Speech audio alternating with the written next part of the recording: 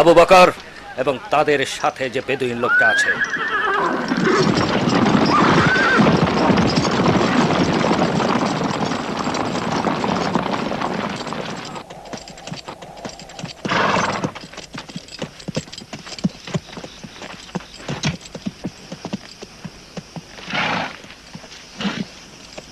দেখছো এটা?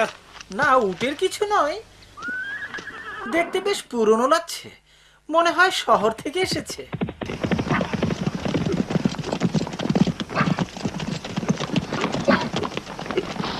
তোমরা এখানে কেন? মদিনা তো উত্তরে। তারা এখানে চিহ্ন রেখে গেছে, তাই দেখছি। যাযাবর পশ্চিম দিকে যাচ্ছে। আমি আমার কাজ জানি। শুনেছি তুমি নাকি বাতাসের গন্ধ শুকে পাখিকে অনুসরণ করতে পারো। চলো ওর পেছনেই যাই।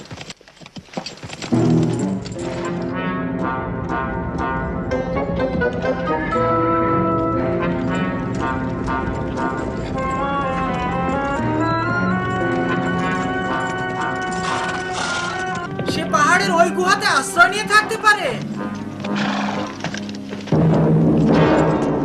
মোহাম্মদ, তুমি যদি বের হও তাহলে জীবিত মক্কায় নিয়ে যাব।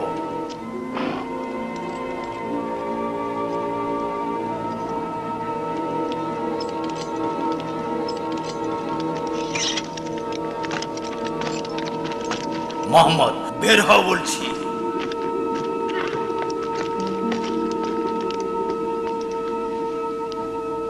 এখানে কেউ থাকতে পারে না, মাকড়সার জাল তো ঠিকই আছে। আর এই কবুতরগুলো এখানে বাসা বাঁধত না। আমরা ভুল পথে এসেছি, আমাদের উত্তরে যেতে হবে। তাহলে চলো যাই, ওদেরকে ধরার মতো সময় এখনো আমাদের হাতে আছে।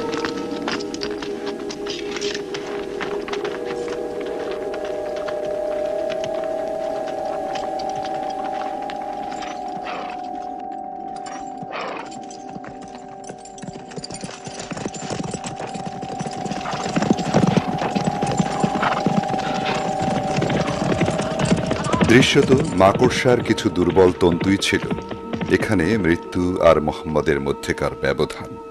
কিন্তু তিনি এমন একজন ছিলেন যাকে হত্যা করা ছিল অসম্ভব। বেদুইন লোকটি তাকে আর তার সহচর আবু বকরকে মরুভূমিতে পালাতে সাহায্য করেছিল।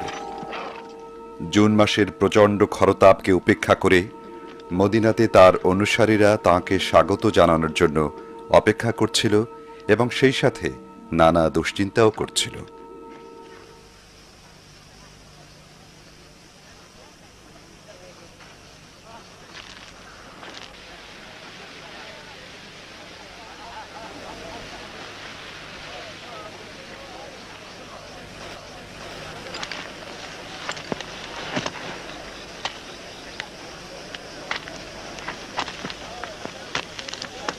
দেখা যায় কিছুই না। আসলে সে তো আমাদের মতোই একজন মানুষ। কোনো মানুষই এই উত্তাপ সহ্য করতে পারে না।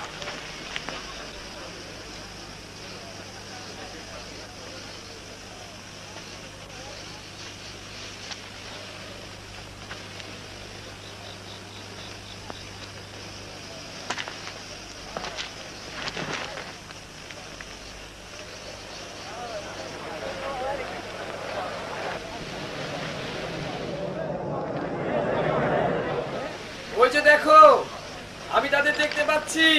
থামো, তিনি এসে গেছে।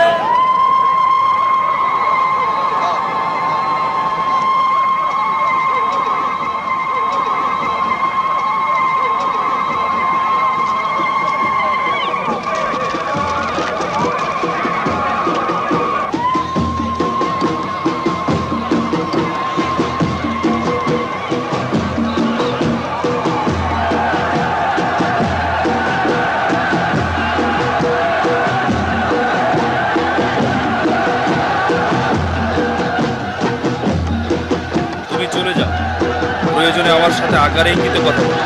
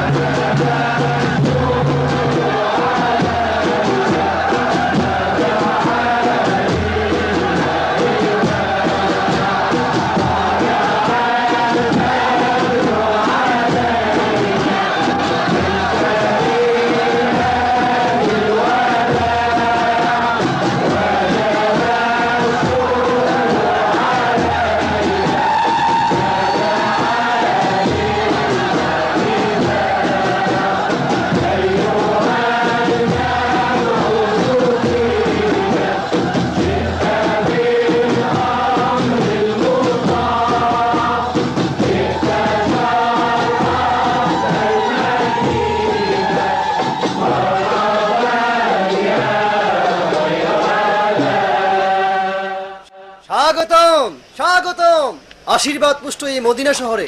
এটা তো আপনারই শহর হে আল্লাহর রাসূল।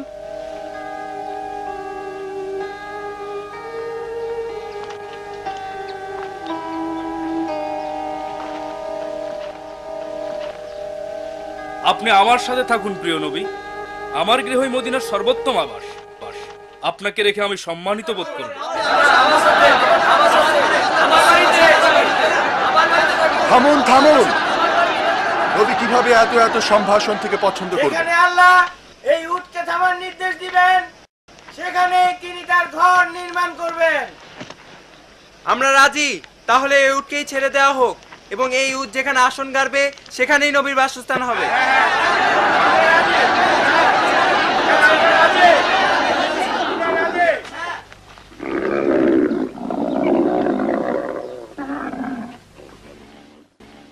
চালাক লোক উটকে দিয়ে নির্বাচন করলো যাতে কেউ মনক্ষুণ্ণ না হয়।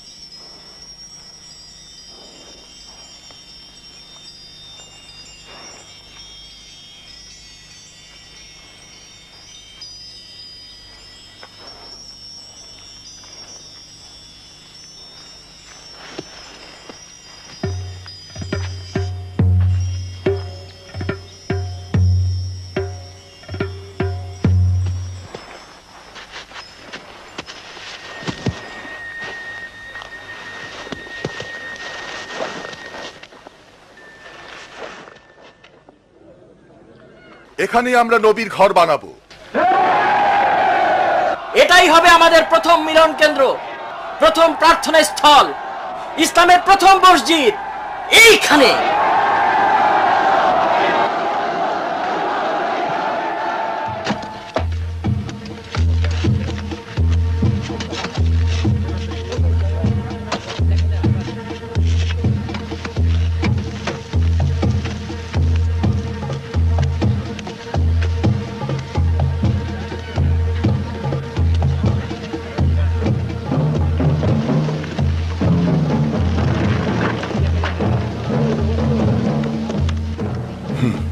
দাও।